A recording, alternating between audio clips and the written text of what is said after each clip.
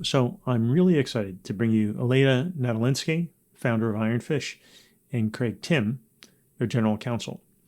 Now, Craig Timm's portion comes later in the episode because we had the episode with Elena, and then OFAC put Tornado Cash smart contracts on their sanctions list, and we decided to do a follow-up, and that follow-up overlapped with Craig Timm joining.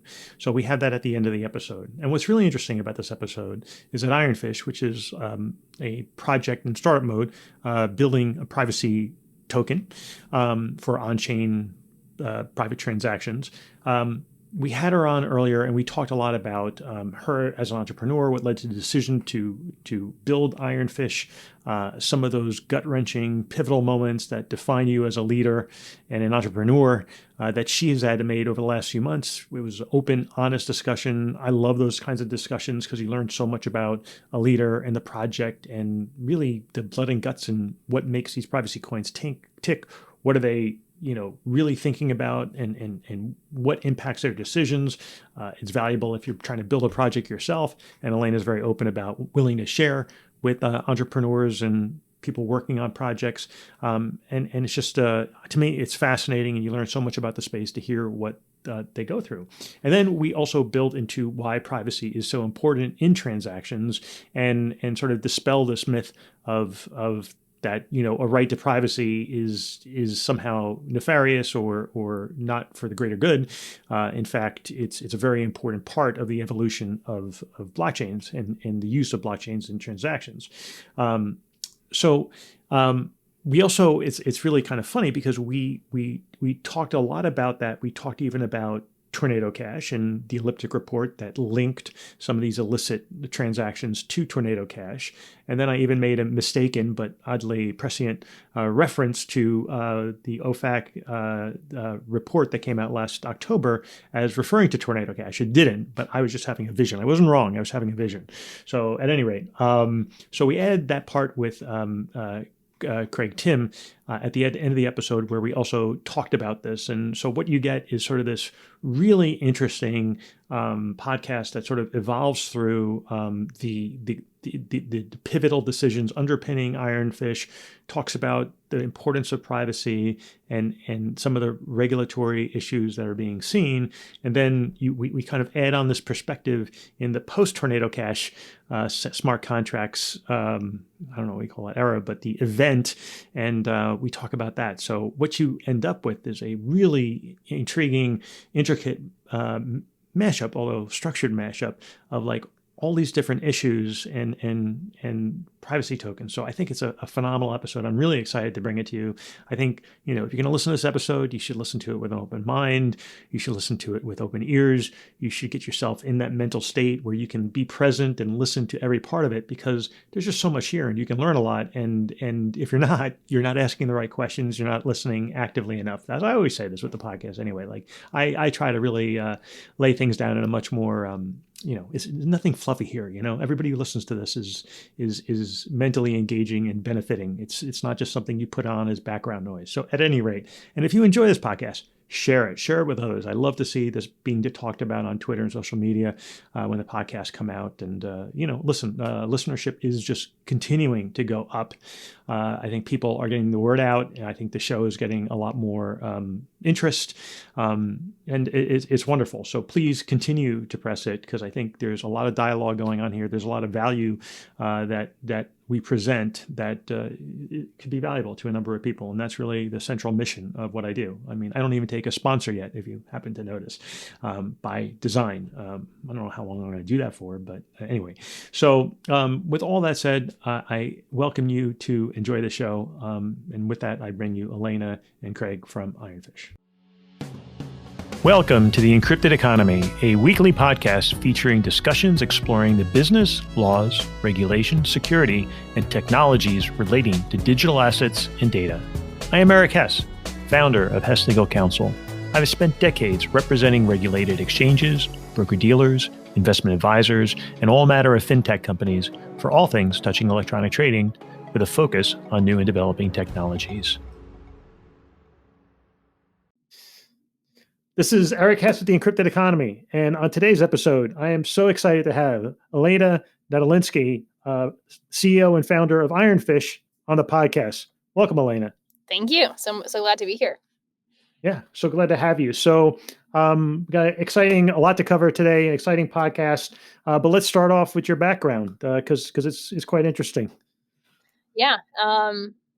Gosh, where do I even start? So I was originally born in Russia. My parents came over here when I was 8. They were both software engineers. That's actually how they were able to come to the United States. And they did reverse engineer or reverse psychology on me. They basically said, "You don't want to be a software engineer. Go do something more exciting with your life." And so they always had programming books, filling up the bookshelves. So slowly but surely, I started getting interest, and the inevitable happened. I chose computer science, and so I first actually went to Microsoft as my full-time job after college.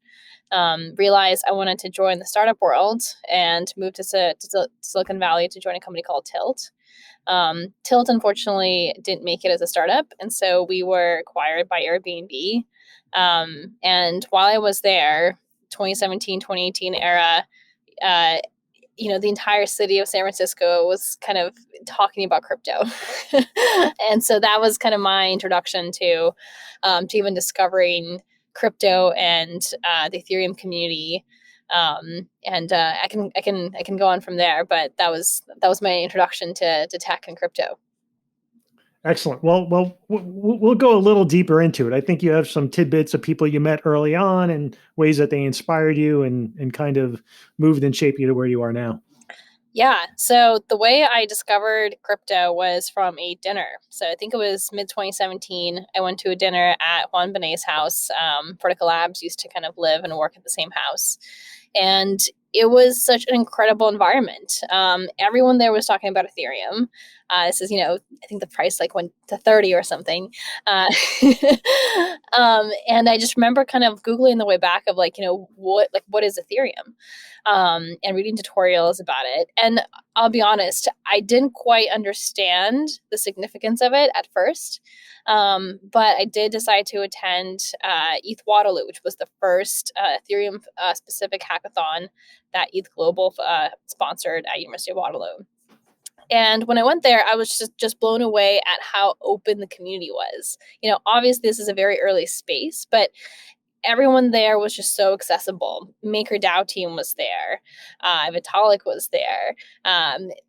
Basically, basically every single kind of early team was there. So Dan Finlay, who wrote MetaMask or was a huge contributor to it, he was there and he helped me with my project at like 3 a.m.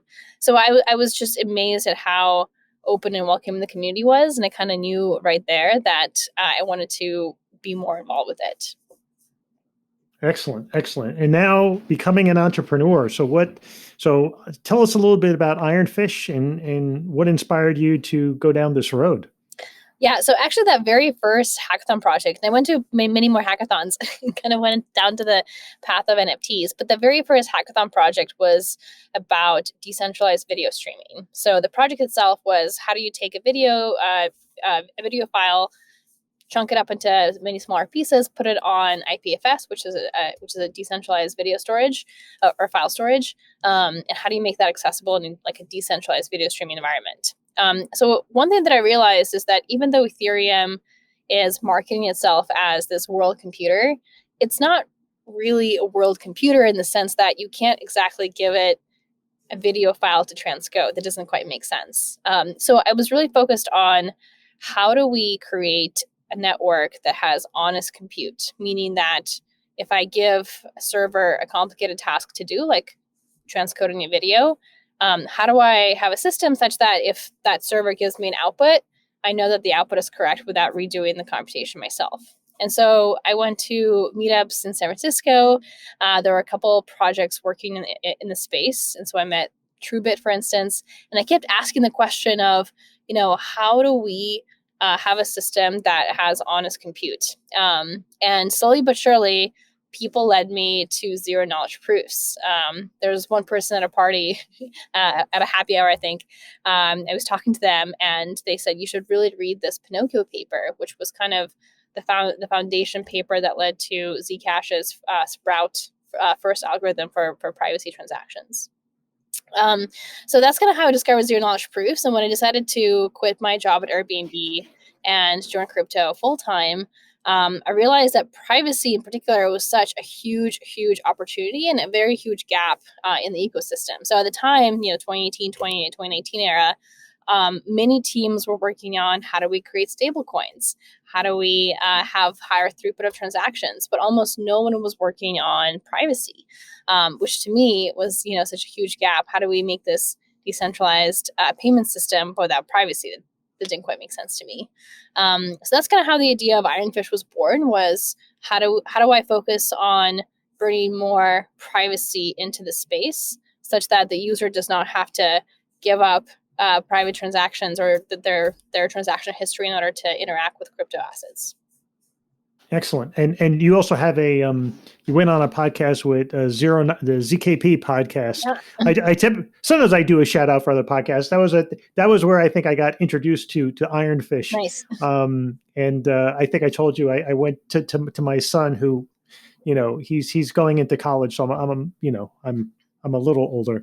And I said, you got to like download Ironfish. And he's like, yeah. And then again, leading up to this, we actually got through everything in the beta phase and moving forward on it. So, but I've been fascinated with Ironfish since. And so this has been some time coming. So before even kicking off into Ironfish, because I think we touched on Zcash and there's other privacy projects out there, look, I know you have some perspective on the success that they've achieved, how they've been used, a little bit on their evolution. Maybe we could develop that a little bit before diving into Ironfish and how it works. Yeah, great question. So when we started, the privacy space was pretty bare. So we had kind of the older projects like Monero and Zcash, and then we had some newer ones like Grin was just starting out. Aztec was just starting out in like 2018 era. And beyond that, there weren't very many. Now, kind of fast forward to today, we have a ton more privacy solutions that are kind of attacking the space from all sorts of directions. So there are some projects that are working primarily on how do we increase privacy for Ethereum. So that would be, Tornado Cash, Aztec, Espresso. If I'm not mistaken, or there might be some others if I'm not forgetting them. And so now we have actually Alio as well. It's another layer 1 project. So we kind of have this like suite of tools now that are attacking privacy from all different spaces. There are a lot of projects that are working on privacy on the Cosmos or the Polkadot ecosystem as well. There are even some that are working on Solana. So, when we started, it was like very, very bare. Barely any teams working on it. Now we're seeing teams experiment with how do we have privacy with smart contracts? What does that even mean in the privacy space?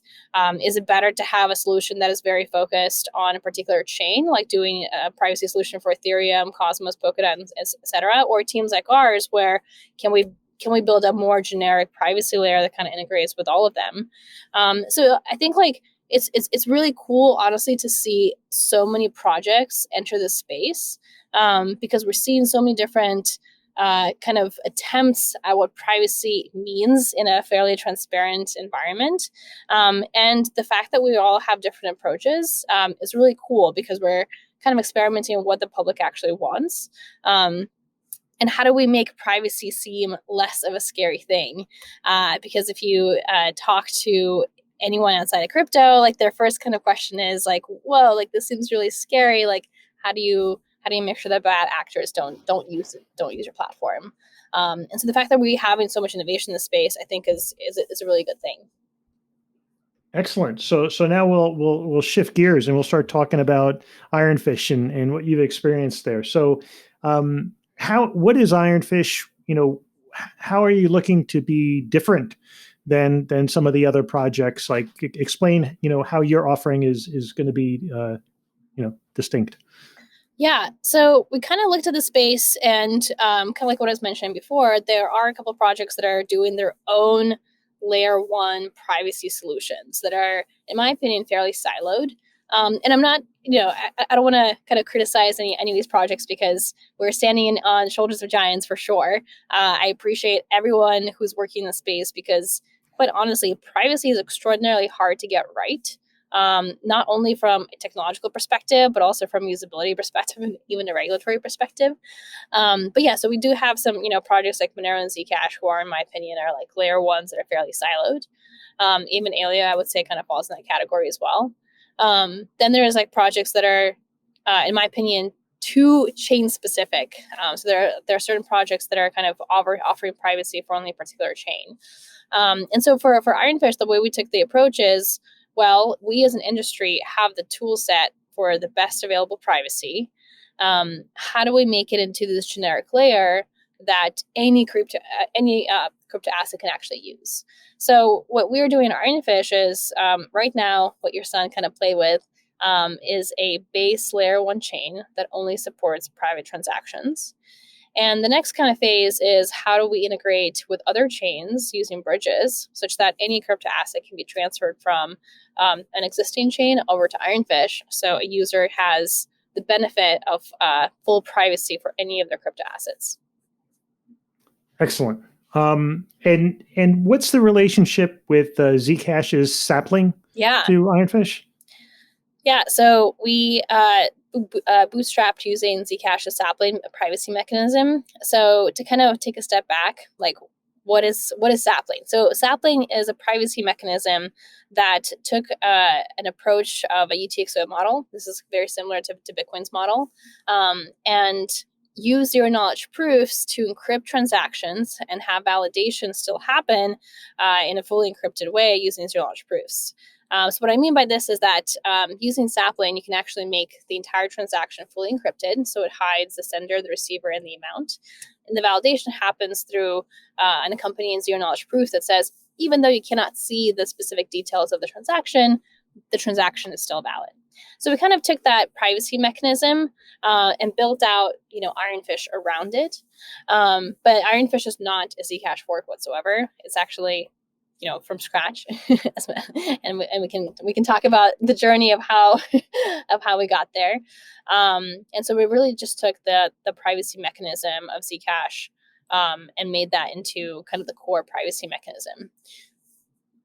Great. So we are going to talk a bit about bridging, but I think before we get into bridging, I think there's some evolution that we cover, and I think this is like I'm not going to say.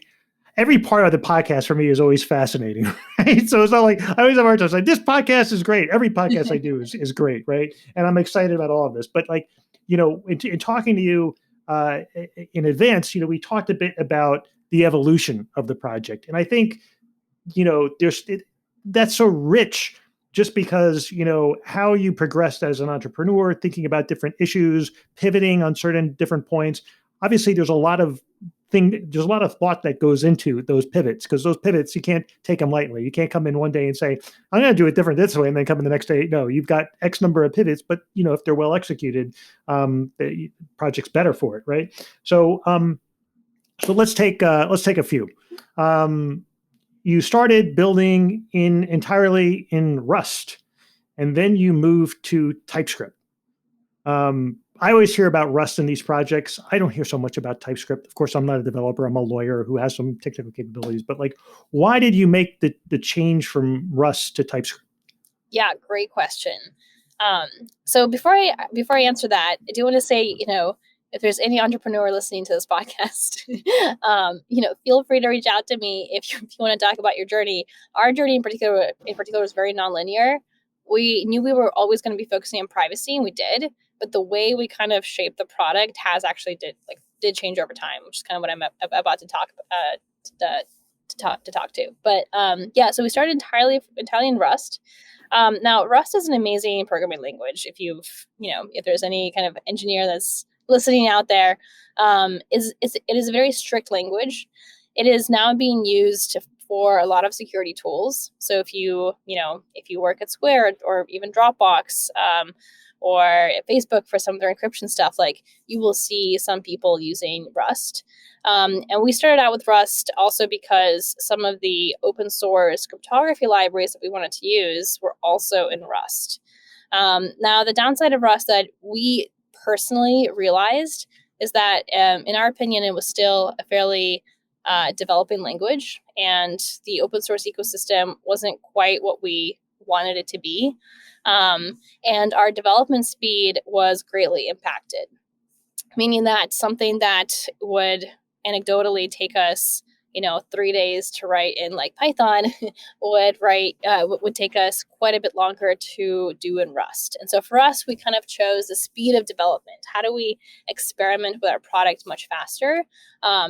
And we kind of realized that Rust was not the answer. The other kind of portion for that was when we did raise our seed round and we were, ready to ramp up the team and hire more people. We realized that hiring for Rust was very difficult. There are not very many Rust engineers out there, and they're very hard to get. At the time, the Rust community also had kind of a weird relationship with crypto. Like when we talked to Rust engineers, they were actually very against crypto. Really? So that kind of made it harder as well. And we realized that Rust is also a very difficult language to onboard. So if you want to learn Python, TypeScript, JavaScript, even Java, you take some tutorials and you're off to the races. With Rust, there is a much, much heavier learning curve, which again, impacted our development speed. So we made the somewhat painful transition from Rust to TypeScript. Now, we're not going to get rid of Rust entirely ever. So 11% of our code base is still in Rust. But the majority of everything else is in TypeScript. So when you think about what is a blockchain, regardless if it's a proof of work, proof of stake, proof of whatever, there's really only 5 layers to any blockchain. So one of the layers is networking. So how do peers talk to one another? The other is consensus. What are the rules that the network kind of abides to? One is transactions. So how do you make your transactions? The other one is accounts. And the fifth one is storage. So how does a node actually store the global state for your blockchain? And so for TypeScript in particular, or actually for any blockchain, there's kind of two bottlenecks. One of them is I/O. So how quickly can you read from storage? And the other one is bandwidth. So how quickly can your network kind of propagate messages?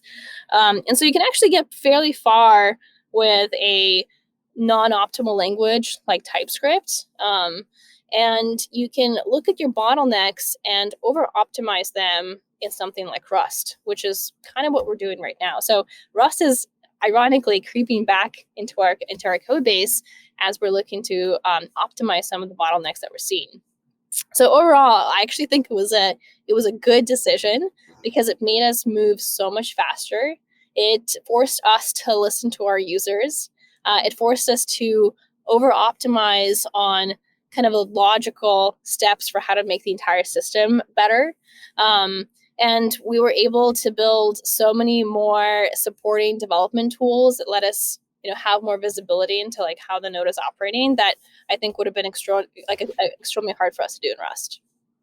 And so if you have the whole code base in Rust, what would the advantages be? I'm sure there's others who would answer it, but what trade-offs did you have to make in order to go try TypeScript? Clearly there were advantages. I'm just curious as to what do you think some of the advantages of Rust? And I know you still have portions of it, and maybe that's what you're trying to optimize for, but what would be the advantage of having the whole code base in Rust?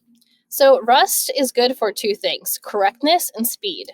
So correctness meaning that whereas other languages, especially dynamic languages, if your listeners are familiar with what that means, Rust is a very strict language. So the compiler itself will prevent the developer from making a mistake as much as possible, which makes the developing portion a bit slower because you're kind of fighting with the compiler. So correctness is definitely, a huge thing. So when you are kind of developing code in Rust, the language itself forces you to write your code such that you're really minimizing how many mistakes the code could possibly do. So that's partly why if you look at the heavy duty cryptography or security kind of libraries, they're mostly going to be written in Rust. The other one is speed. So Rust is very good for threading. So threading basically means when you're running your program, you have the ability to kind of have separate tasks be executed at the same time. And so Rust is kind of a very greedy language. It kind of takes like all the resources from the host machine that it possibly can to make sure that your program runs as fast as possible. Versus in TypeScript, you kind of have to use Node, which is, it runs kind of your program for you. And so threading becomes a bit more difficult. And so you kind of have to think about how you run your program a bit differently if you want to have similar optimizations. The two biggest advantages there are like correctness and speed for sure. Right. And it sounds like you're kind of focused on where to optimize Rust for each of those along with TypeScript. Exactly. Yeah. TypeScript is, like really great for other things. One of them is like readability and onboarding new users, which I think is actually very important. And hiring developers. Hiring developers, yeah. No, but I mean, like JavaScript is actually the #1 programming language in the world. Like, how cool is that? Like anyone, like if you're an engineer anywhere in the world, chances are you know JavaScript, and TypeScript is just an extension of that. So if we're trying to make Ironfish be this open source library that anyone can contribute to, then JavaScript or TypeScript is actually the most logical language for us to choose if that's what we're optimizing for. Awesome. Great. Now, at some point, the team was building for the full Ironfish node to work directly in the browser. That's where I got my son on. But that's changed. Yeah. And why has it? Yeah.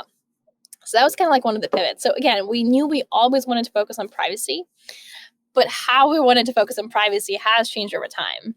So one of our theses was like, if we make privacy convenient to use and easy for people to use, then of course people are always going to choose privacy over non-private projects or over non-private solutions. And so we're thinking of, okay, how do we make a full node implementation be so easy to run that anyone can run it? And especially when we started writing Ironfish in TypeScript, one of the things we chose for our networking stack is WebRTC. So you and I are probably using WebRTC right now to have this video recording call. So, every computer in the world kind of, has access to WebRTC regardless of, which router network you're using at home or not at home, et cetera. And so the next kind of extension was, why don't we make Ironfish be so easy to run that it can run in the browser? Which sounded like a really crazy idea because if you think about, running a full node, that usually implies you have a hefty machine to do so, and you're probably running a server, and probably requires a lot of storage. And we kind of did we like rough math and realized it was possible, and we're really excited to do that. We also discovered a project called Bcoin, which was a JavaScript implementation of Bitcoin.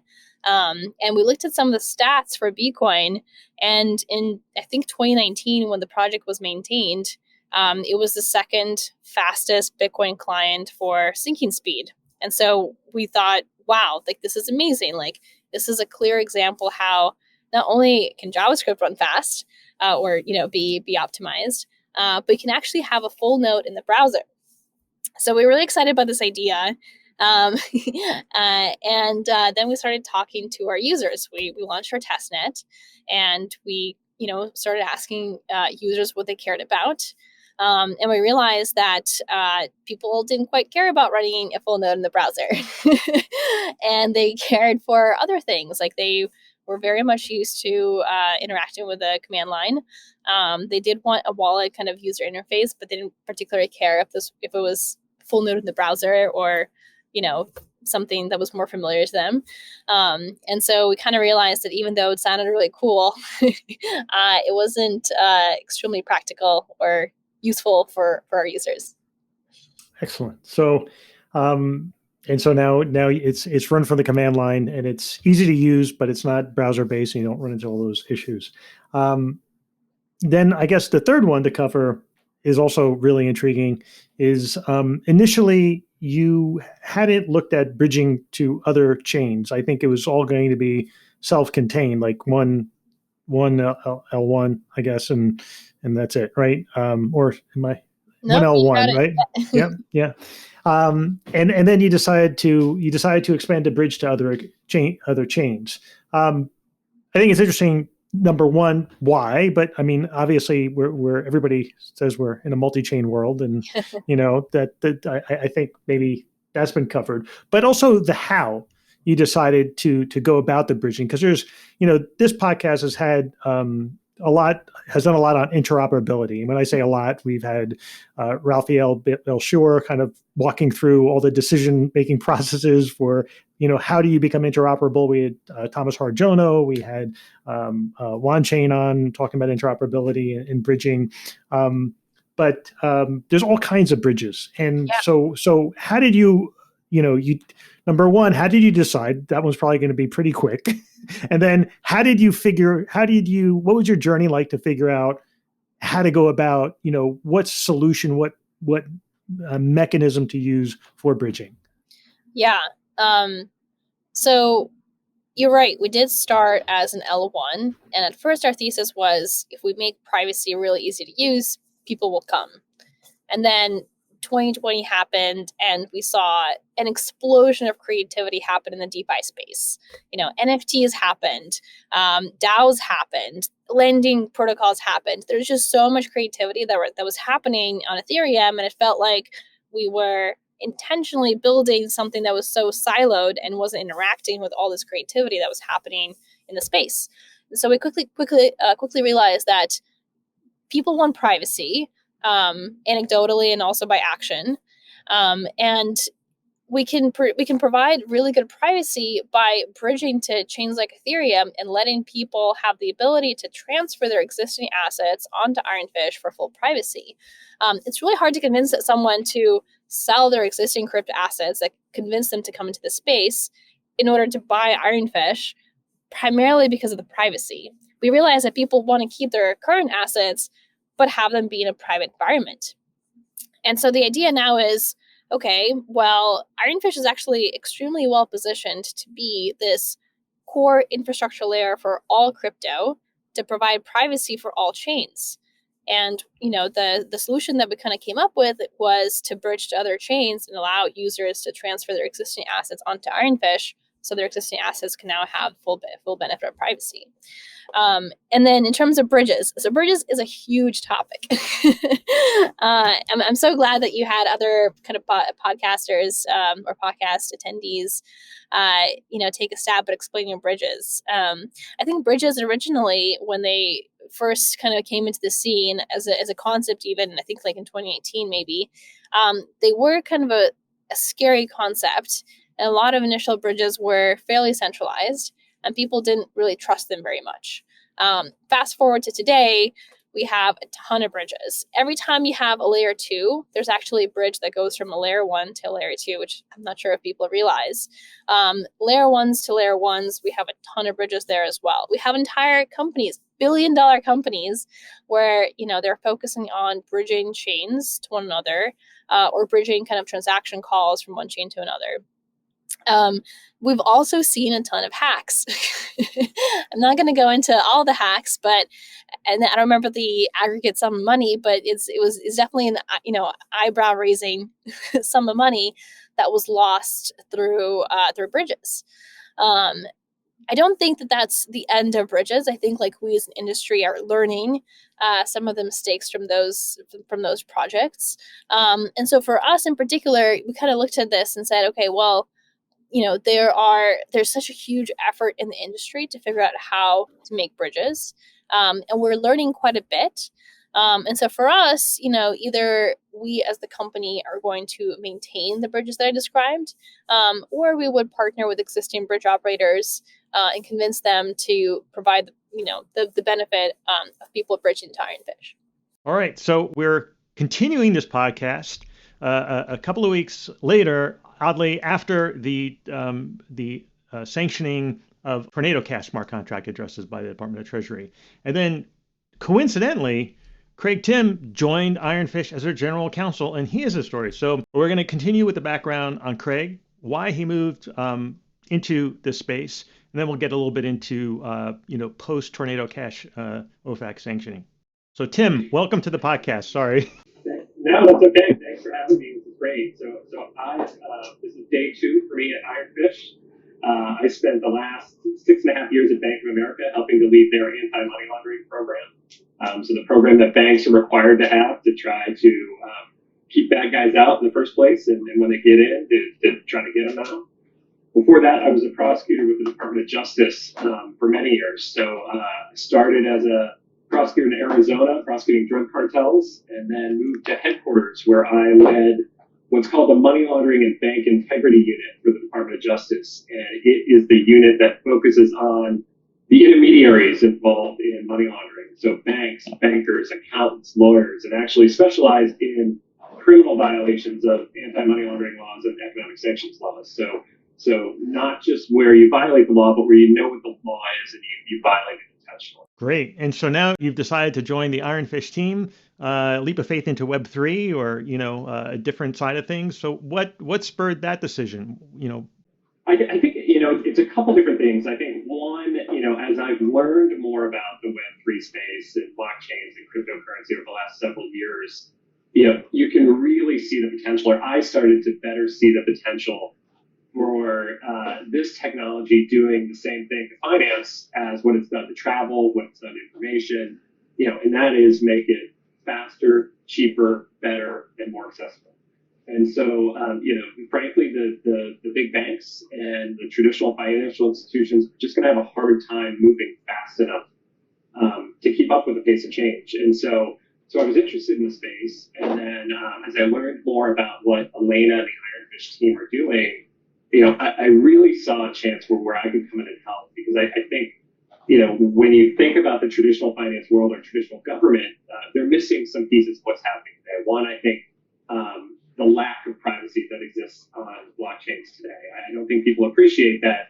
If someone knows your wallet address, they see everything in your account, every transaction you've ever done, and even more scary, can follow you in near real time going forward indefinitely. And so I think that sort of messaging, along with, what does that lack of privacy actually do to facilitate crime? We talk a lot about, we'll talk a little bit later about Tornado Cash and privacy, maybe, helping the criminals, but it actually the lack of privacy causes a lot of crime. If you think about, the number one area of crime today in Web3 are scams and fraud, right? And the more publicly available information there is, you put out there about you, the better the criminals are able to target you. And so that's just, one of the negative consequences from the lack of privacy today. The second is just what are authoritarian regimes, frankly, going to do with this unprecedented level of financial data? Great. So excellent. So exciting times indeed. So now we're going to get into the thick of it. What happened with the Tornado Cash sanctioning and even the arrests that followed it. Who wants to kick that one off? So how about I'll give a quick overview, and Craig, please feel free to fill in the gaps. So roughly a week ago, we have got the news from the U.S. Treasury Department that they are sanctioning all of Tornado Cash's Ethereum addresses, and the consequence of that was that basically they were deplatformed by all major platforms that they were on. So for instance, Discord deplatformed them, GitHub deplatformed them. Not only was the Tornado Cash GitHub account closed, but so was the founder's GitHub account closed. And that alone raised the huge question of, isn't code free speech what is happening here? How is it that the U.S. Treasury Department targeting a piece of code that cannot defend itself rather than an entity or an individual that was at fault for doing these crimes? And a few days later, there was an announcement of an arrest of a developer of Tornado Cash in Amsterdam. I do want to preface that we don't have enough information to really jump to conclusions as to why this individual was arrested, and I'll let Craig kind of give more color there. But all of this started this huge conversation in the crypto community of, where do we draw the line, and how do privacy preserving projects like Ironfish and many others, how do we protect ourselves? We're all building this for the greater good. And so we all have good intentions in mind. And so this really aggressive reaction from the U.S. Treasury Department is definitely very concerning, especially given that there's not clear guidance in terms of like what precautions you should and shouldn't do. It's more of, there's an invisible threshold that they obviously crossed. And so for us, we're kind of thinking of, you know, how do we react to this in terms of making ironfish way less convenient for, bad actors to use. So Craig, do you want to fill in some more gaps here? Yeah, I mean, I think you hit it. I think there's a lot we don't know. I think there's two things we can take away from the government's perspective. One, they viewed it as too much bad activity going through Tornado Cache. So estimates on that vary. Interestingly, in the press release the Treasury Department put out, they seem to imply that all of the activity going through Tornado Cache was money laundering. We know that's obviously not true. So not sure why that was. The estimates I've seen, from some of the blockchain analytics companies is somewhere between 30 and 40% that known illicit accounts transacting through Tornado Cache. So I think we can take away that, right or wrong, the U.S. government believes that's too much, and so that's one takeaway. I think the other takeaway is around the controls that Elena just mentioned, where the press release also said, despite public assurances, the controls weren't good enough. So whatever we're doing, in actuality, the U.S. government believed was not enough. And so I think, as we learn more about maybe what those controls are, what those failures are, and then this arrest is a big question mark, right? Like, is this at all connected, right? I think there's a chance that it's not at all connected, right? It could be completely unrelated, or it might show some further intent. Like, we just don't know. And I think until some of those additional pieces come out, it's really hard. But I think the two takeaways for sure is, too much bad activity in the view of the U.S. government, not enough controls. And so that's where, as an industry, we have to try to make sense of this, while at the same time, certain groups will certainly be fighting the maybe questionable legal ground for the sanctions. Sanctions are typically against a person or an entity and their property. This code, as I understand it, I'm still new to the space, but as I understand it, nobody could change this code, right? It was the admin key was not functional, so it was no one's property, right? So how can sanctions apply? I think is a question that will have to be worked through. But I think there are a couple takeaways for now that we're sort of thinking about, and how, as we're building, how do we incorporate those? In the statement, so kind of like what Craig said, the biggest motivation for the U.S. Treasury to be so aggressive about it is because they viewed it as, North Korea, I think is getting something like 89 million, into the country per year annually because of sanctions, and because of Tornado Cache, they're able to get in, like launder close to $1 billion. Now, again, I'm not sure if that number is correct, because I think that's a little bit overinflated, but regardless, that's what they believe, that through Tornado Cache, North Korea was able to launder close to $1 billion. And so for them, it was actually a matter of national security. It was like, we don't know what's happening here. Regardless of what they're trying to do in terms of compliance, it's clearly not working, because we're seeing the Lazarus hacking group, launder so much money through this protocol. And so they reacted very swiftly and aggressively. The other interesting thing about that statement was they they classified Tornado Cache as a mixer and compared it to Blender.io, I believe. And what's interesting there is that it's technically not a mixer, which is very interesting. Like, from a very technological perspective, it might have been used as a mixer, and I think like that's probably how policymakers interpret it, because that's what they're familiar with. But if you look at the tech of how Tornado Cache is actually built, it's actually way closer to Tornado Cache, for instance, or sorry, to Zcash than it is to an actual mixer. And we know that Zcash is not a mixer, fundamentally by how it works. So it was interesting to see that, regardless of how they were using the terminology, I don't think the terminology matters so much. I think it's how it's used. I think like what was happening in the background is that probably, and I don't know this, but probably the Tornado Cache team was given some warning of, look, we are seeing this bad activity happening on Tornado. What are you going to do about it? And I believe their response to that was, well, we are going to put some controls over our front end, meaning, again, I don't know, but presumably they probably geo-blocked some sanctioned countries from accessing their front end. But simultaneously, they made a Medium blog post that described how to use VPNs and why you would want to do so, which was not a good look. They also had a compliance tool, like on their website. So the compliance tool basically let you de-anonymize a note. So the way Tornado Cash works is when you deposit something into the pool, that amount gets kind of transformed into a note or a record, I believe.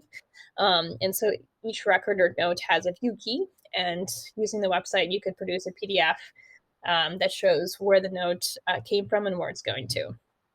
Um, However, that is not on a wallet-based level. It's only on the note-based level. So kind of think of it like, if you put in a $20 bill in there, you have a record of that $20 bill, but your account, there's no like view key per the account, so to speak, which was, again, kind of like halfway compliance.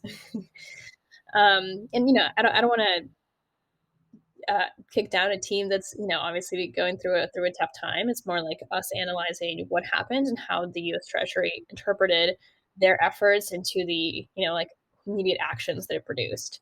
Um, because clearly, if you are a hacking group, uh, you know, uh, controls on the website are not going to stop you. You probably are aware how to use VPN and what it is. Yeah.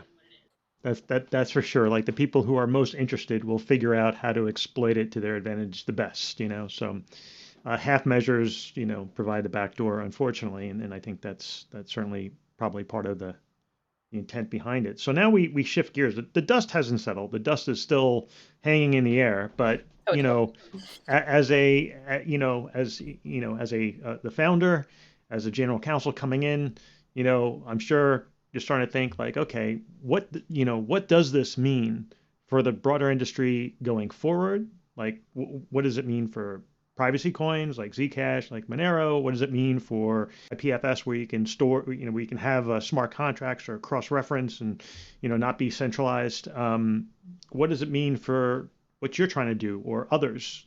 How does it impact the entire space? We'll get to you specifically. So we'll hit the bigger space and then we'll drill down to what you think it means for you.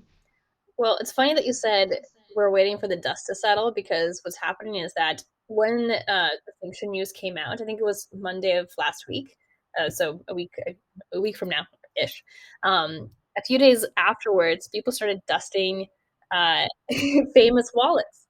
Um, so a lot of celebrities, for instance, made ENS accounts, which means like their first name, last name .eth effectively. So or some other accounts that we know belong to celebrities.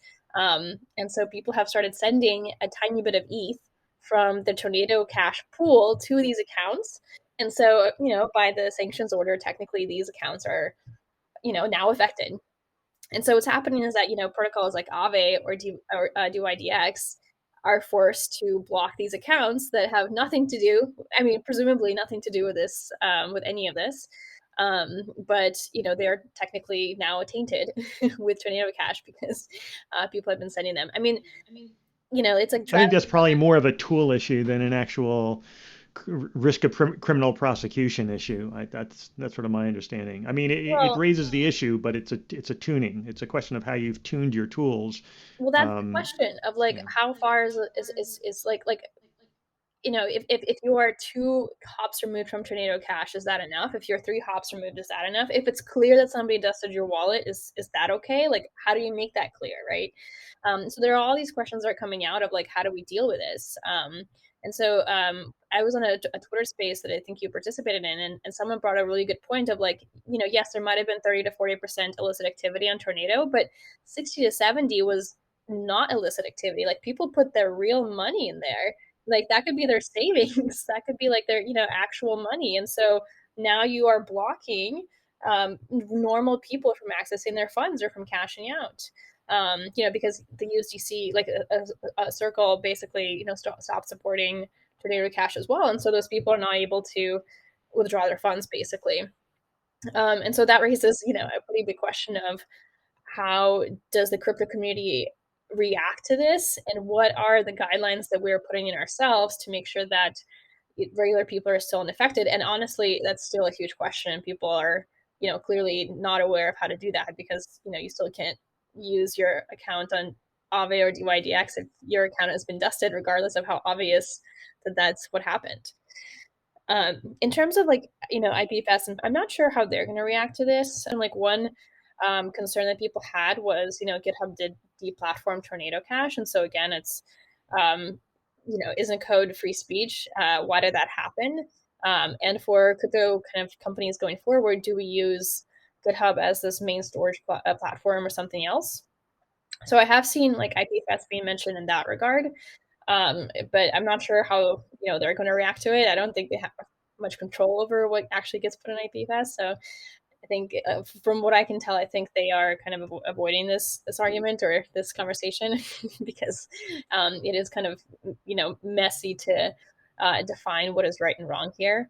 But yeah, in terms of the greater crypto community, there is a lot of concern of how do you operate a business in this space, because outside of privacy preserving projects, kind of like I mentioned, like Aave and DYDX and many others, now they have to adjust to this new reality as well of like how like they have to put in some controls over their systems too, and so they're trying to understand what those controls are, and really where do you draw the line, because before all this happened, the presumption was if I launch a protocol and it's decentralized and I don't have an admin key and it's actually fully decentralized and it's actually out of my control, then I don't have responsibility over it. Right. And that was actually the whole benefit of like of launching things in this decentralized manner. And now we are seeing that that is not true. If you launch something, you actually are responsible over it as a developer, which is kind of scary, especially how open source tools are being used. Any tool can be used for good or evil. And a lot of people are kind of comparing what is happening here to the crypto wars of the 90s, where the United States government said that encryption was a bad thing. It was, there was kind of controls over the export of cryptography. And so Netscape actually had to launch an international version that had weaker cryptography so that presumably, NSA, CIA could crack that and could seal encrypted traffic. So a lot of people are making a comparison towards that of, how do we charge on forward, but make sure that we don't have a surveillance state and make sure that we still have a thriving crypto community without the burden of these unknown compliance expectations from teams that are just starting out. So from the perspective of Ironfish, as a builder, what's changed for you over the last couple of weeks? I mean, you were already focused on this issue. Mm-hmm. So the changes that you're likely to have experienced in your thought processes are probably more nuanced. But what do you think, could you share what those nuances are? Yeah, so it's an interesting podcast because our first session was before this news and our second session is after this news, and so I don't quite remember what I said, but hopefully it's consistent. I'm not going to let you get out of it because I know exactly what you said. Okay, great. So for Ironfish, the tools that are already built in are view keys on an account level. So if an individual or an entity is receiving a subpoena or is receiving a request for an audit, they could use this view key to give not just like one transaction, but the entirety of the wallet. When we talked last time, I did mention that we want Ironfish to be this universal privacy layer for all chains, and the way to get there is to have bridging from Ironfish to other chains. And so in light of this news, it kind of like I'm personally kind of jumping to solutions. So this is like very, very raw and early. We haven't thought too much through it, but like the U.S. Treasury made it clear that look, there's money from hacks that is being laundered through Tornado Cash. And so from the perspective of Ironfish, if we are going to be hosting that bridge or someone else that we partner with, we're going to have either a holding period or something to make sure that there is plenty of notice for us, the team that is supporting the bridge, to potentially censor the transactions that we think are nefarious. So whether that being like a 12 or 24-hour kind of like holding period before the transaction actually gets, executed, or something similar, where, it kind of gives the team enough time to see, like, is this coming from a tainted address? Is this coming from an address that we know is responsible for a hack and so on? Yeah, I imagine that like, one thing I hear people talking a lot about is hops and velocity, Hmm. the number of hops and the velocity of those hops. And, I could envision a tool um, you know, where based on the number of hops, like there's sort of like a hold period that is commensurate with, as you have less hops to a known bad address, the hold time gets longer. It gets back to, I think, basic principles of risk management, right? For both us and otherwise, right? You're going to have to be able to demonstrate to the government and anybody else that you understand what your risks are, and every project will be unique, and that you've assessed what controls are in place. And as you hit a perfect example, right? One hop is riskier than five hops, right? And so you're going to have to demonstrate what those risks are, and that you've got some controls in place to mitigate them, and that where you end up after those controls is a reasonable spot. And the government clearly thought Tornado Cash, crossed that line into unreasonable and took actions. And so that's what we're trying to learn as much as we can about what the universe of those controls are and assess each one so that we don't get close to that spot. Yeah. And I do want to underline that we are still gathering information. Like, I don't think we have the full Yeah. story yet. We have witnessed the very aggressive reaction from U.S. Treasury, and we have seen the report of the arrest, but we don't have all the information yet. And so it's really hard to kind of jump to conclusions before we fully understand the why. Well, we kind of understand the why in terms of the U.S. Treasury or the U.S. government saw this as a national security threat, but we don't fully understand all the details that have led them to this conclusion. And so this is still pretty early, and we're going to see in the next coming weeks both the reaction from the crypto community of a pushback in terms of give us clear guidelines of what we can and can't do. And then we're probably going to be seeing more and more details come out as a fallout of from all this, and we are going to get a more understanding of how the U.S. government is thinking about crypto, especially in the terms of privacy. But it is actually going to force this topic of privacy, which for us at Ironfish, we've been kind of waiting for a while, for people to really force the question of what are we allowed to have and what should we have. And isn't privacy a right? And if so, how do we do it in a safe, compliant way that kind of makes both the consumers happy, but also make sure that we're not crossing that line. Right.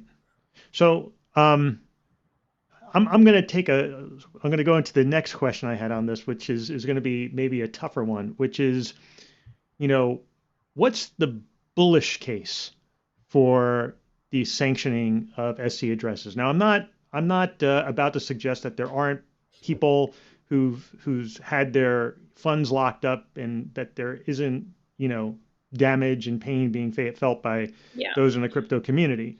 But thinking forward and what it potentially means, there's a couple of different ways where you could look at this. I know, Elena, on that Twitter Spaces, I think we had it was Jim Greco was on there, and he spoke about he made a couple of points that really stuck with me. And I'm not saying I'm a complete buyer, but one was he thought it was very good for institutional adoption because continually Tornado Cash specifically would be brought up as a reason why institutions wouldn't want to get involved in the space. Now, Tornado Cash isn't the only game in town, so I don't know if we ever get away from that, nor should we try to get it completely away from that, because then we're just traditional finance and we have all the intermediaries and costs, et cetera, all over again. And the second point he made that also stuck with me was, when we talk about 30 to 40% illicit activity, he made a point. He says, could you imagine? And I guess Craig could probably respond to this even better because he specifically used JP Morgan or Bank of America as an example. And he said, could you imagine if it came out that Bank of America had 30, 40% illicit activity? Can you it would be complete chaos. And he says, it's very hard to say, well, there's 60% that was licit when there was, or 60 to 7% when there was 30 to 40% that was illicit. And it was a compelling point. I mean, he certainly, a lot of kudos to him because obviously it was a circle that wouldn't be receiving that message from him very well. Yeah. And then I think maybe another argument, although I have to kind of, think about it. Again, I'm not trying to say it was a good thing. I'm just trying to say what's a contra case is arguably by doing this, OFAC has set the precedent for recognizing smart contracts as people, as persons under the law, which is a very intriguing concept. And I'm not saying that we're going to go from this to smart contracts becoming entities, like the Wyoming Smart Contract LLC, right? I don't think we're going to move to that world. I love Wyoming, so I'm not picking on them in any way, but they're like one of the more avant-garde in terms of regulation. So I thought that was intriguing. Again, it's an interesting precedent. It may impact future discussions like, hey, you treated them as a person here. Why wouldn't you treat him as a person there? So anyway, those were two thoughts that come to mind, but interested to hear what do you see as a potential, again, I'm not saying it's all bullish, but what would you say are the potential positives that come out of this? If I can take a stab, and then I would love for Greg to kind of join in as well. So my bullish case for this is I'm partly glad that the reaction towards Tornado Cash was so aggressive, because it really made the crypto community wake up and start having these conversations and debates out in the open. And the Twitter Spaces actually outlined this perfectly. Like, if you remember the docket list of all the speakers, they were not just influencers, but we had Ari from TRM Labs, we had VCs of other privacy preserving crypto projects in there. We had people who were from GCs from other crypto projects as well. We had people who were influencers. It was a really strong list, and it did make the crypto community kind of band together and figure out what is happening here, how do we move forward. So my bullish case is that it will force a lot of clarity on how crypto projects should run. And again, this is not just privacy preserving crypto projects, because it does raise the concern for, basically any other DeFi project that deals with users of how do we have certain controls, and what does the US government deem as a bad actor? How do we get that information in time? Your questions from before of like, if we know a bad actor is here, but the wallet is like 3 hops away, what do we do there? So I think it'll start forcing people to have that clarity, which I think is really good. The other kind of comment you mentioned was that institutions are going to be scared off, or that they were scared off because Tornado Cash was in the area. I think the opposite is true. I think most institutions want privacy because that's how they operate in the real world. Again, I don't think people understand just how transparent crypto is. Your entire quote unquote bank statement is out in the open with crypto. And I think when people realize that, they're like, oh, wait a minute, privacy is not a dirty word. It's actually getting me closer to the same financial privacy expectations I have today. And then for your other question, I'm going to let Craig kind of answer that one. Well, so I mean, I completely agree with Elena on the benefit of bringing this privacy discussion to the forefront. I think that the dusting actually helps some of that, right? Because it illustrates some of the challenges and how legitimate people get caught up in this, and right, how do we protect that?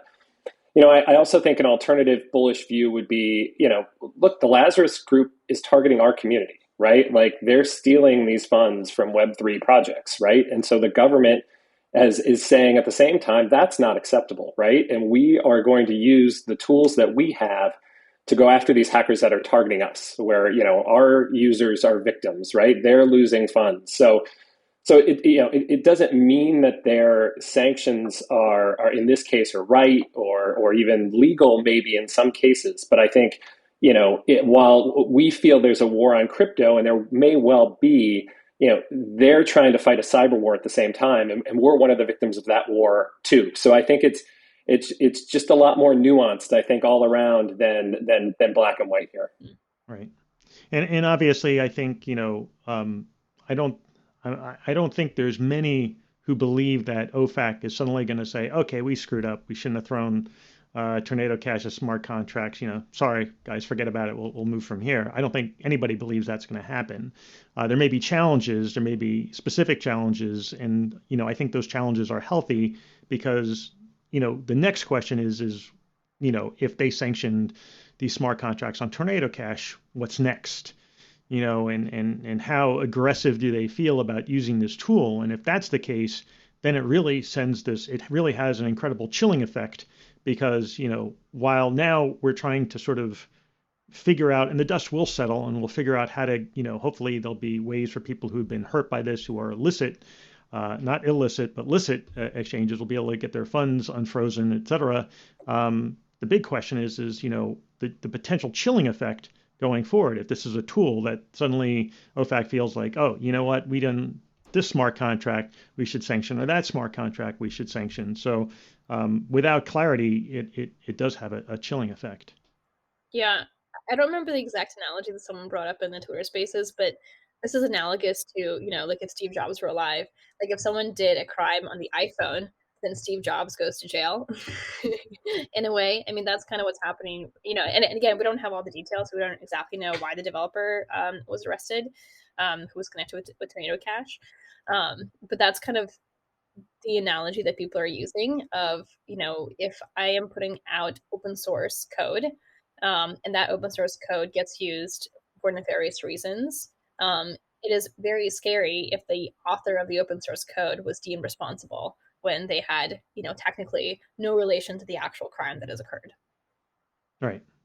Yeah. And it really gets into the whole question of what, that is a very negative, while there could be elements that are bullish, certainly what it does, I think it's obviously outweighed by a lot of the other considerations, which is what does it mean for the developer community? What does it mean for who's next?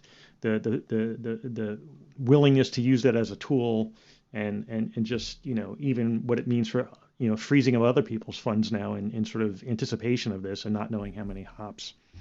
So any other thoughts before we break on this, this Tornado Cash shaking of the snow globe?